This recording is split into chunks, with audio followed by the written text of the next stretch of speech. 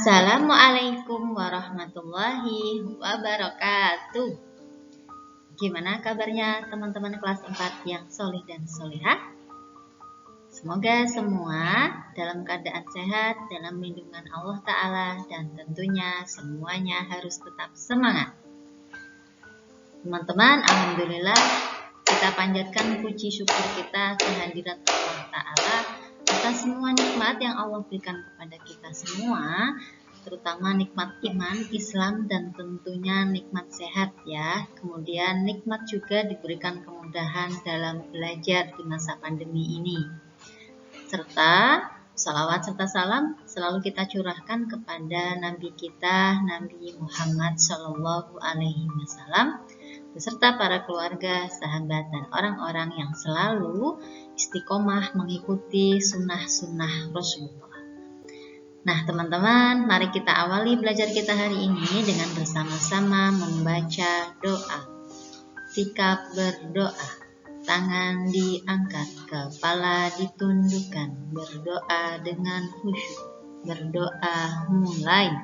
A'udzu billahi minasyaitonir rajim. Bismillahirrahmanirrahim. Raditu billahi rabba wa bil islami dina wa bi Muhammadin nabiyya wa rasula. Rabbi zidni ilma warzuqni fahma. Amin. Alhamdulillah, semoga dengan doa tadi Allah memberikan kita kemudahan, memberikan kita ilmu serta bermanfaat untuk kita ya. Teman-teman, hari ini kita akan belajar tema 9, sungguh kayanya negeriku. Subtema 1, kekayaan sumber energi di Indonesia. Allah berfirman dalam surat Al-Baqarah ayat 29 yang artinya, Dialah Allah yang menjadikan segala yang ada di bumi untuk kamu, dan Dia berkehendak menciptakan langit, lalu dijadikannya 7 langit, dan Dia Maha mengetahui segala sesuatu. Nah, bahwa di sini Allah itu Maha Kaya ya, menjadikan 7 langit, dan semua alam semesta ini adalah ciptaan Allah. Maka kita tugasnya adalah untuk menjaganya.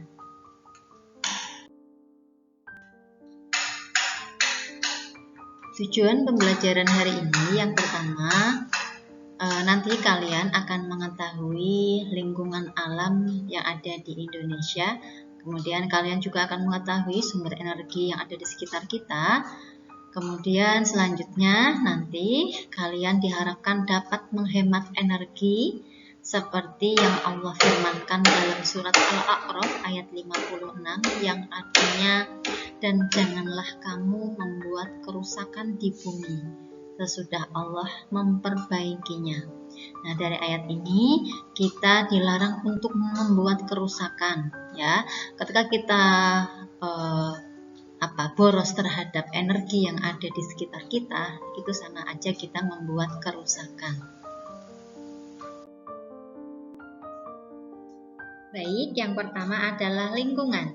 Tentunya kita sudah tidak asing ya dengan kata-kata lingkungan. Nah teman-teman, lingkungan sendiri adalah segala sesuatu yang ada di sekitar kita yang mempengaruhi kehidupan manusia. Berikut ini contoh fungsi lingkungan bagi kehidupan. Yang pertama, lingkungan sebagai tempat mencari makan. Contohnya, nelayan memperoleh sumber penghidupannya dari laut.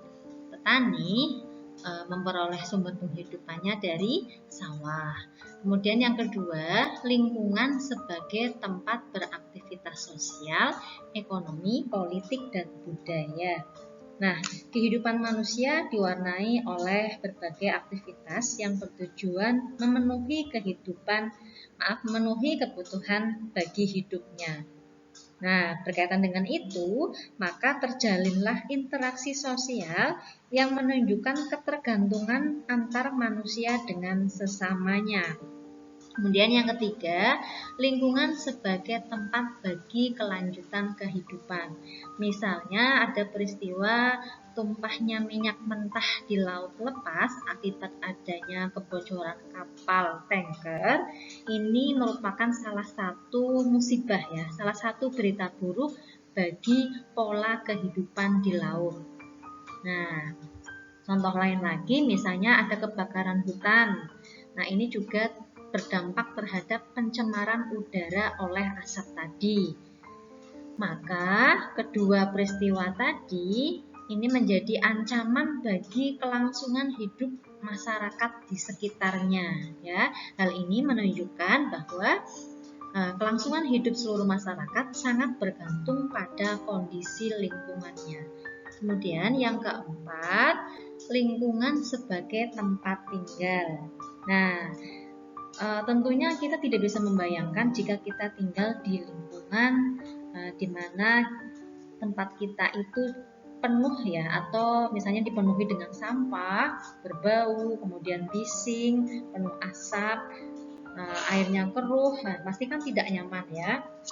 Dan misalnya di sini, misalnya nih sungainya tercemar. Nah, atau lautnya tercemar, maka ikan itu kan tidak bisa tinggal di darat ya. Maka mau hidup di mana lagi kalau misalnya sungai dan airnya tercemar? Misalnya juga di darat, kalau daratannya rusak, misalnya terjadi kebakaran, hewan yang ada tinggal di hutan, dia akhirnya harus hidup di tempat lain seperti itu ya. Nah, itu nanti teman-teman bisa membuat peta konsep tentang lingkungan di halaman 10. Nah, selanjutnya ada sumber energi. Sumber energi ada dua ya, yaitu yang dapat diperbaharui dan tidak dapat diperbaharui.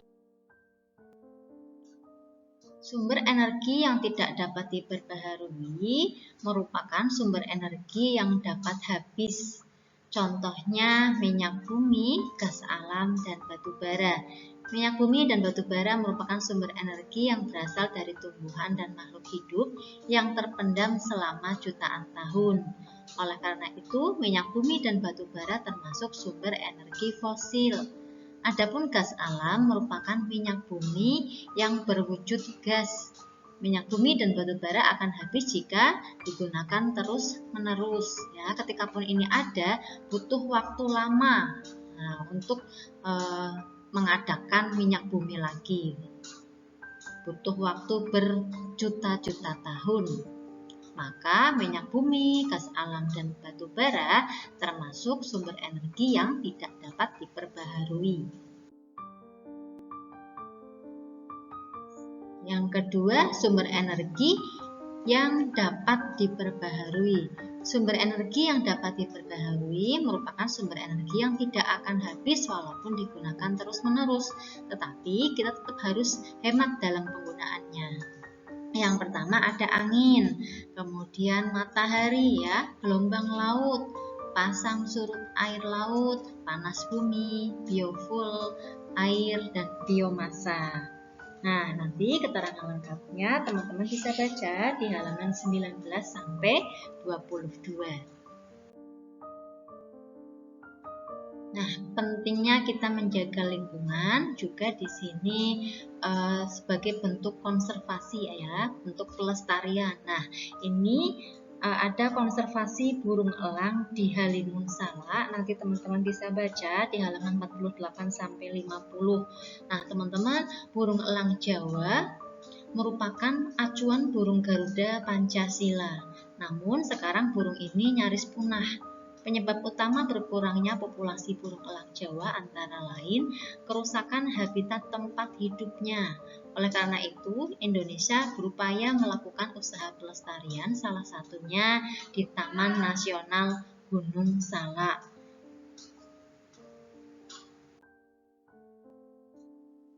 Namun, usaha itu juga tidak mudah dilakukan. Salah satu penyebabnya adalah minimnya perhatian dan dukungan pembiayaan.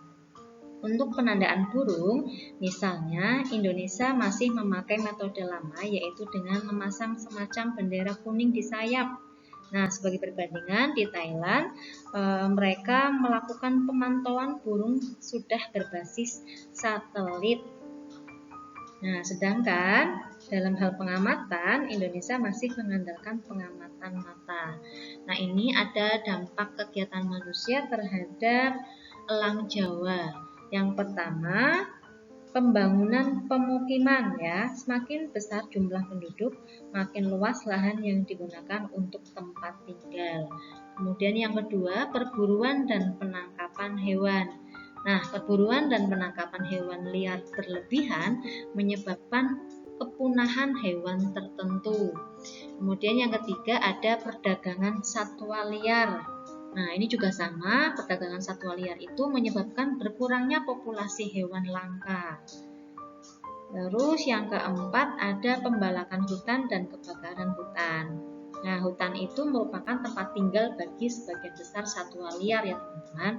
Maka tingginya aktivitas pembalakan hutan ini telah mengganggu dan merusak serta menghilangkan habitat para satwa liar.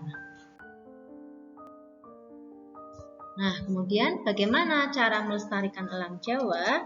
Yang pertama, satu tindakannya adalah menyadarkan masyarakat untuk tidak berburu elang Jawa. Kemudian yang kedua, menjaga habitat elang Jawa. Yang ketiga, pemerintah bisa menerbitkan undang-undang tentang konservasi sumber daya alam ya. Di sini pemerintah menerbitkan Undang-Undang Nomor 5 Tahun 1990 tentang konservasi sumber daya alam hayati dan ekosistemnya. Nah, orang yang melanggar maka diancam hukuman maksimal 5 tahun penjara dan denda maksimal 100 juta rupiah loh. Kemudian, cara melestarikan elang Jawa yang keempat adalah membuat kelompok penyelamat elang Jawa. Nah, ini ya teman-teman ya, 4 langkah yang dapat ditempuh untuk melestarikan elang Jawa. Nah, untuk tugasnya teman-teman bisa mengisi tabel, membuat peta pikiran halaman 50 sampai 51 ya, yang ayo mencoba dan ayo berdiskusi. Bagi teman-teman yang tidak ikut Zoom hari ini, nanti silahkan mengerjakan halaman tersebut, kemudian hasilnya bisa difoto dan dikirim ke Bu Lilis. Oke teman-teman? Baik, cukup itu materi kita hari ini. Semoga bermanfaat dan bisa dipahami. Bagi teman-teman yang masih bingung atau mau ada yang ditanyakan, silahkan boleh komen di kolom komentar atau wapri ke Bu Lilis. Oke, kita akhiri dulu dengan membaca hamdalah. Alhamdulillahirobbilalamin. Doa penutup majelis. Subhanakallahumma wa bihamdika asyhadu an la ilaha illa anta astaghfiruka wa atubu ilaik.